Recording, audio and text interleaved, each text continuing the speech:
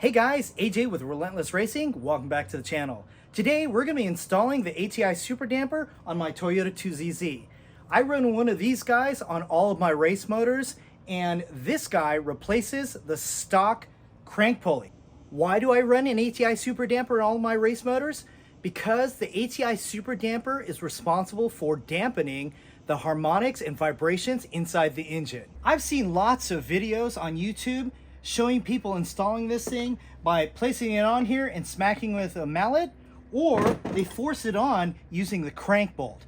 I do not install mine that way. Also, once the ATI Super Damper is installed, no one ever really talks about how to remove the ATI Super Damper. I'm going to discuss all these topics, so let's get started.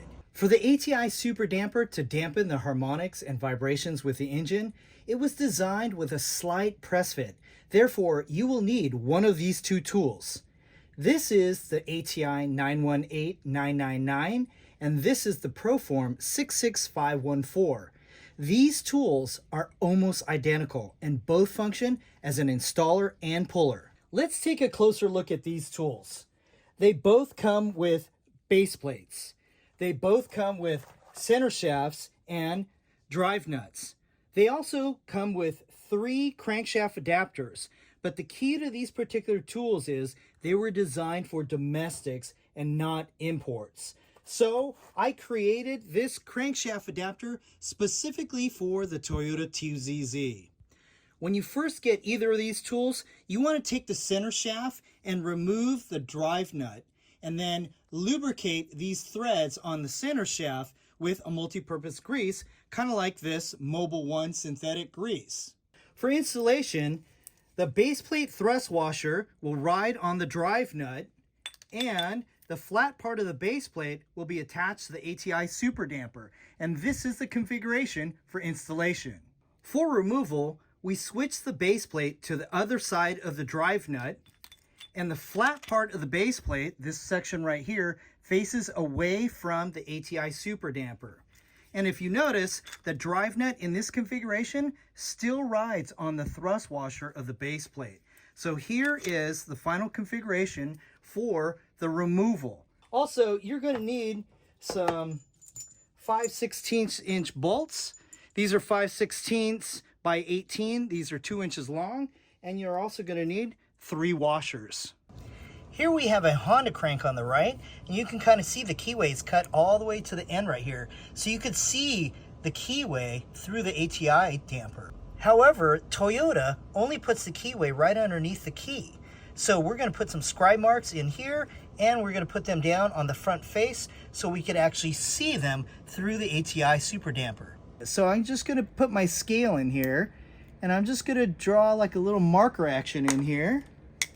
Let's just make sure that this thing's flat. I'm going to hold it up against the key on one side. And then I'm going to do the same thing, but on the other side. Now, I'm going to try and make these marks come down here, because I won't be able to see those marks. Here's a close-up view of the markings that I made on the crank. The ATI Super Damper, to make sure that it works properly and it dampens the natural frequencies and the resonance and the vibrations within the motor, it needs to be a tight fit. So that's why you have to use the tool to put this guy on and use it to take it off. In addition, if you don't use the tool, you could easily mess up the snout of the crankshaft, you could mess up the key, or you could also mess up this ID here of the ATI Super Damper, and you could also mess up the keyway on the ATI Super Damper as well. To attach the base plate to the ATI Super Damper, we're going to have to remove the middle 3 bolts on right here. And again, we have to use a Torx T40 Plus. I've got that piece right here, and I'm just going to use my gun to remove this. We're going to remove the middle ones. You'll notice they've got Loctite on these guys. Okay, so now we're going to install the base plate on here like this. And you're going to line it up with these 3 holes that we just uncovered. So let's see here like this. And then we're going to put these guys on here like this. And we're just going to put these in by hand. And these are merely just for alignment. And just get them down as much as you can. And you want a minimum of 1D, which is 5/16 obviously. 1D meaning 1 diameter. So I'm just going to put these things in here, the 2-inch guys, as far as they'll go into here. And I'm not cranking them down. I'm just putting them in by hand. First, let's install the adapter. And this doesn't have to go on super tight. It's not important it has to be tight. Okay, I'm going to apply just a little bit of motor oil on the crank, the exposed part of the crank, and get my finger in there as much as I can. And I'm also going to put a little bit on this leading edge right here and within the ATI damper. We're going to grab this guy and I'll look through here and make sure that the keyway in the ATI Super Damper is aligned. Now, with everything aligned, I'm going to attach the center shaft onto the adapter. I'm going to screw that thing in. I'm going to screw it in as far as it'll go in, and then I'll screw in the drive nut. And now we're going to drive that guy in, and hopefully we're going to get lucky and this thing's going to line up properly. We're going to try and hold this guy as still as possible, the center shaft. And then we're going to get the keyway right into the key. Nope, it stopped. So we missed it a little bit. So what sucks is now we got to take this thing out. And the only way to get it out is if we flip this thing. So let me show you guys how to do that. I'm going to try it one more time, see if I can't get lucky and put it on there. Let me show you guys how to take it off though. You can pretty much just take it like this and you're going to flip this base plate around. So we're going to flip the base plate over here. We obviously missed it, so I'm going to look down here and just see how bad we missed it. Let's see. Yeah, we're over that way just a tiny bit. So what I want to do is I want to put this on this way. So it'll go on like that. And then I'm going to zap this thing out just a tiny bit so we can pull it out. So let's just go like that. And so by rotating the base plate the other direction, it puts the thrust washer against the drive nut, and that'll allow us to pull the thing out. And the key is we're going to pull this thing out concentrically, and that's what keeps everything nice and safe. So let me just tighten that up there, put our bolts in again, and get these guys down. We were really close on that one, so I just got to be careful as to not to move this bolt right here, the center shaft, and just really hold that thing still.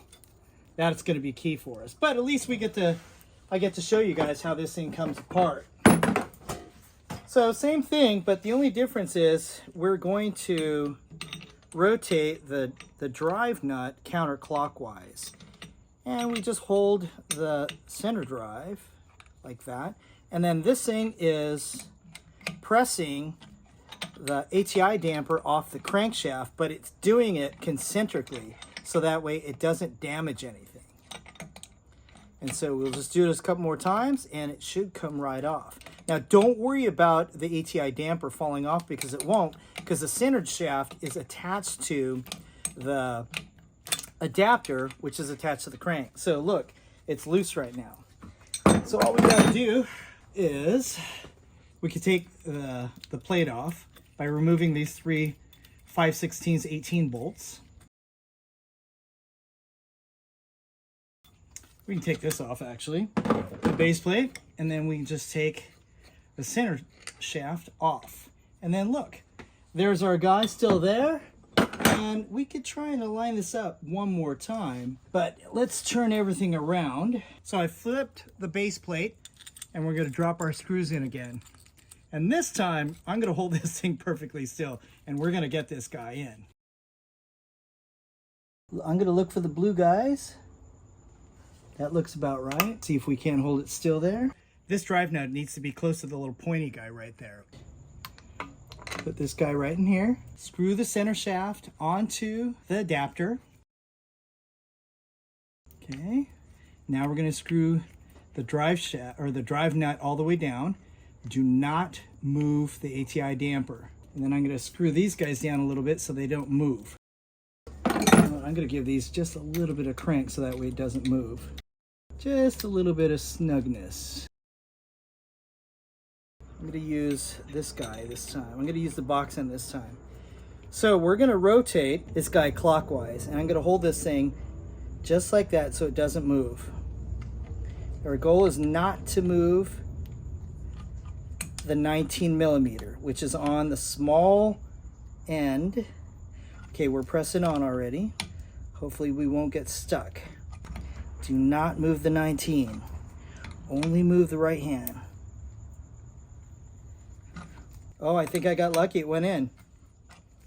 Once we put this guy on here, you'll feel it hit the bottom. I think we're at bottom, guys. Let's get these guys off. Let's see what they look like. We should be able to see the key through the hole. Okay, just rotate that guy counterclockwise.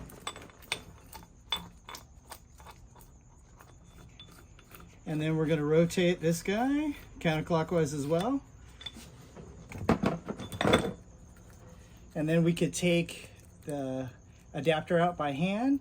And if you can't get it out by hand, you could easily just put a 3/4 inch socket on here. Here's a great view of the crankshaft, and you could see the blue marks that I added to it.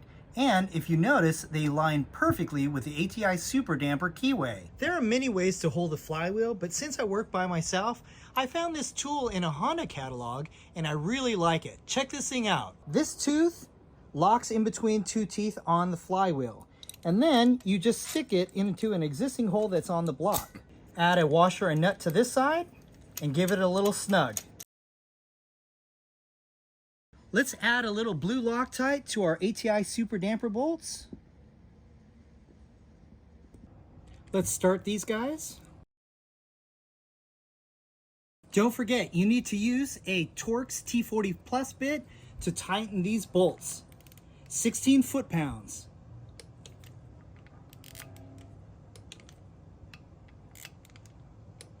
And don't forget to torque your crank bolt. This is 19 millimeters and at 89 foot-pounds. I'm sure some people are going to ask, can the ATI Super Damper be installed or removed on car? Well, the answer depends on your application. In my application, yes, you can. And I'm going to be putting this guy into an MR2 Spider. And what I'm going to do is I'm going to support the bottom of the motor, and then I'll remove the right-hand side, the front, and the rear engine mounts, and I'll lower the motor down so that way I could access the ATI Super Damper. Once the motor is a little bit low on this side, I'll remove the rear wheel, and then I'll be able to install my tool here, and that'll allow me to remove it or install it in car. Now, that is its one downfall. Because it is a slight press fit, you have to use the tool to install it or remove it. However, the benefit I think is well worth it. Again, the benefit is it dampens the harmonics and vibrations within your motor. And that's definitely going to be a power adder. This is AJ with Relentless Racing. Thanks for watching. Stay relentless, and I'll see you on the track.